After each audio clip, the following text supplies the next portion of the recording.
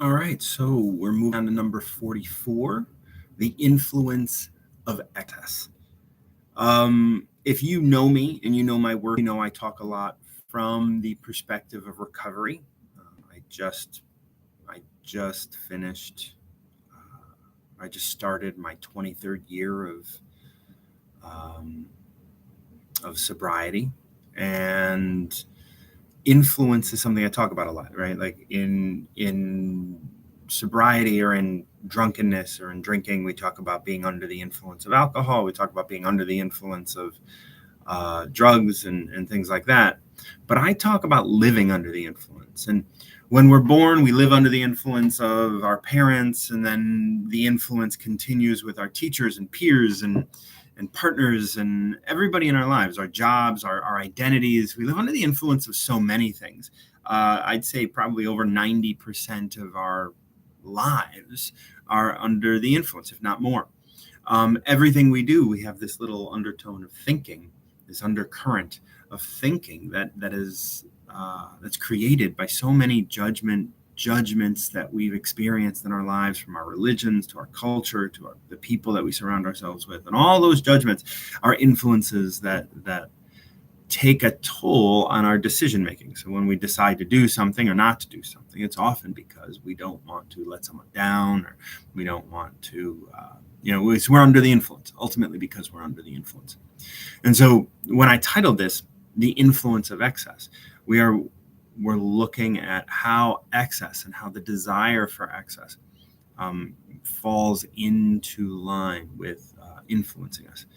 Right, like when we watched, when I was a kid in the '80s, watching Lifestyles of the Rich and Famous, like things like that, and you become influenced by those ideas and the idea of excess. And again, I grew up in the '80s, and so cocaine, once again, excess, right? Excess, too much, all of this stuff, and and the world had since then had turned into a place where buying lots of things has become super cheap and super easy. And so excess is something that we all have to really start looking at, because our homes can be filled with so much crap. Our phones are filled with so much crap, and it's like excess, more and more and more. And we talk about these, well, the Buddhists talk about this as hungry ghosts. And if you've read Gabor Mate's book, Hungry Ghost, very similar. It is an ancient term of just like you continue feeding this hungry ghost, they will never be satiated. And so you will never be satiated. And so we have to find a way to be satiated with ourselves and with this moment. So I'm going to go ahead and read this. We're going to see what this has to tell us, what this has to show us. Fame or integrity? Which of these do you focus on seeing and obtaining? Possessions or fulfillment? In which do you spend your time investing? Success or failure? Of which has offered you the most growth? Under the influence, you spend yourself, accumulating only loss and regret. Fulfill your needs and be content. When you know excess is excessive, you'll be open to receiving harmony. Okay, so this one ends with this idea of us being open to receive harmony. Being open to receive harmony, I think, and so much of my work revolves around this, is being aware. Are you aware of what you're seeing and focused on obtaining? What are you focused on obtaining? What are you focused on seeing? Do you fill your lives with? Would you fill your lives with, Real Housewives and other sorts of lifestyles of the rich and famous, right? Like that side of, like, are you trying to see and obtain, and in all of this work that people have done over the last couple decades in the law of attraction, have you like put up like vision boards that tell you what it's going to be like when you're filthy rich? And so what are you focused on seeing? What are you focused on obtaining? Integrity or fame? And to start that off, a lot of people are like, oh yeah, I know. But really, look at, like, when I decided to write this, I wanted to write it in a way that just asks the question, which of these do you focus on obtaining? It's not right or wrong, either one. But if you were to ask yourself, well, what's more important, integrity or fame? When we look out and we see people that are famous but have no integrity, do we like them? Do we want to be like them? Do we want to be going to prison because of fraud, or do we want to be in jail or in court for years, dragging out this thing that we did a couple of years ago? Or do we want to just be able to leave it behind? Because the only way you're going to be able to leave behind your actions is if your actions are filled with integrity. And then you can move on to the next thing. Otherwise, if they're not, you have to keep it up, keep it up, keep it up, keep it up, keep it up. Possessions or fulfillment. In which do you spend your time investing? So are you investing in possessions, meaning are you working your entire life away so that you can buy stupid things, that you can fill your life with stuff? Or are you trying to be fulfilled? Are you trying to just have a life that is fulfilling? Trying to have a life that is, it might be hard work. It might be, like for me, like jacking up my house and doing all these things, trying to keep, trying to make a good home for myself. That's fulfilling.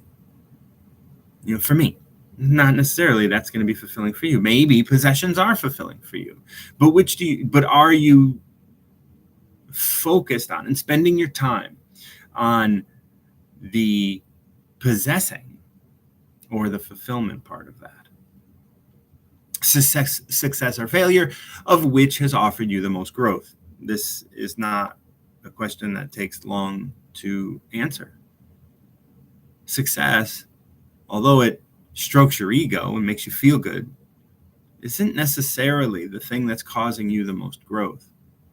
Actually, I would say that those people who gain success stagnate in terms of their personal growth.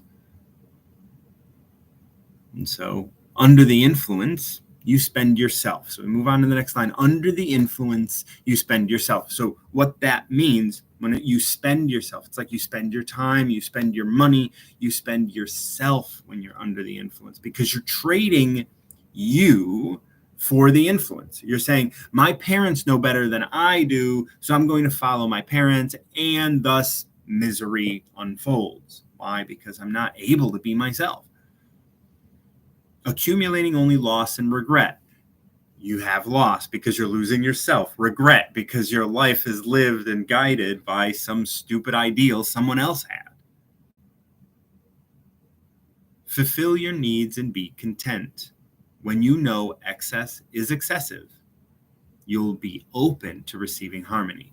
That doesn't mean that harmony is going to be the thing that happens, but you'll be open to receiving it.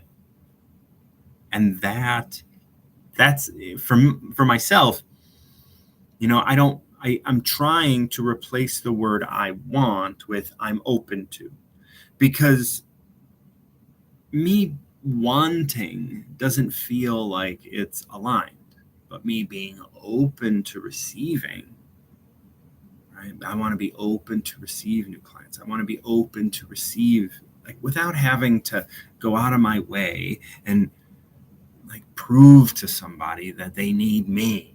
You don't need me, but I can help guide, possibly be a person to help guide you in a direction. And if you choose me to do that, great. Am I the right answer? No, I am an answer. And if that resonates with you, then you choose that answer. And I don't have to buy ads. I don't have to do all of that work, because if I don't have you as a client, or if I don't have that person, I still have my house, I still have my life, I still have myself, I still have everything that I am. Because I'm not under the influence of clients. I'm not under the influence of success as it is read by people who read Forbes magazine, whatever, right? Like I don't have to align with that in order for me to live a life full of integrity, fulfillment, and maybe failure. But that's going to keep me growing. It's going to keep me being who I am.